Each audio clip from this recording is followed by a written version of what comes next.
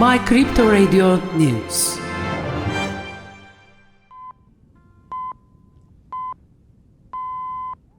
There has been an important development in a lawsuit filed in USA for Terra Luna, which collapsed in May and is seen as the first domino stone to fall in current state of cryptocurrencies, and 3 companies have withdrawn their complaints. Speaking on the subject, a spokesperson for Terraform Labs company said, "We have no fault or fraudulent activity in what happened in its collapse.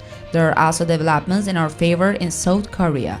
9 criminal demands of prosecutors were rejected by the courts. The developments in the past months show that the process is in our favor.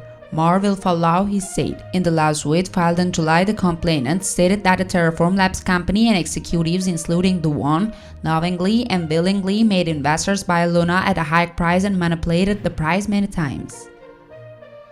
Nikhil Wahi, the brother of Isam Wahi, the former product manager of Coinbase, seen as the largest cryptocurrency exchange in the USA, was sentenced to 10 months in prison for his insider trading actions. While Wahi's mother and more than 10 family members attended the court in Manhattan, Wahi stated that he regretted when he had done and said, "I only wanted to help my family financially, but now I upset them even more.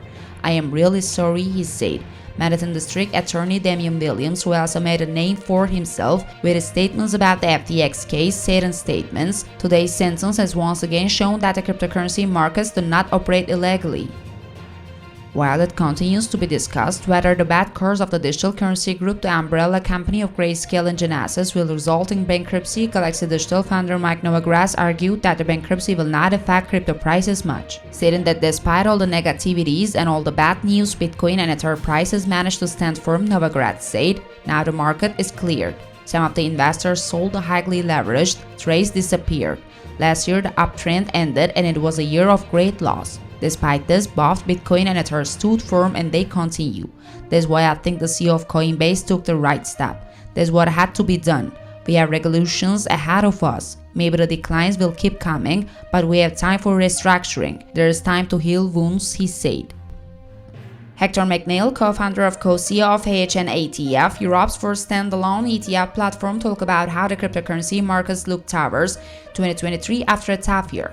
In an interview, McNeil compared the challenges many faced in the cryptocurrency markets in 2022 to the dot-com bubble of the 1990s, saying that the only way up for the cryptocurrency markets in 2023 is up. The co-founder also added, "I undoubtedly think there has been volatility in the industry, but I also know that volatility is always something to improve," said. Saying that many people have negative views about the future of crypto, McNeil said that it's time to return to the industry. In a notification emailed to clients on January 10, Gemini stated that Ernst has terminated its program and that Genesis must return all pending assets in the program. Genesis, on the other hand, said it was disappointed with Gemini's public campaign despite the ongoing productive dialogue between the parties. Although Gemini terminated the agreement unilaterally, he stated that the current usage requests were not affected by the situation and that they were waiting for Genesis approval. On the other hand, a Genesis spokesperson said in a statement that they did not agree with all of Gemini's statements and said that it was very sad that Gemini made such a move to gather support from the public while an efficient and progressive dialogue between the parties continued.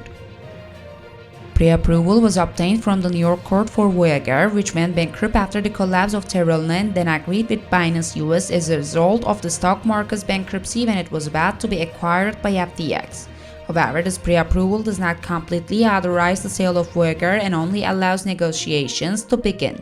In order for the sale to take place, a permit must also be obtained at the hearing scheduled for March 2. After this, permission to sale can be made without any problems.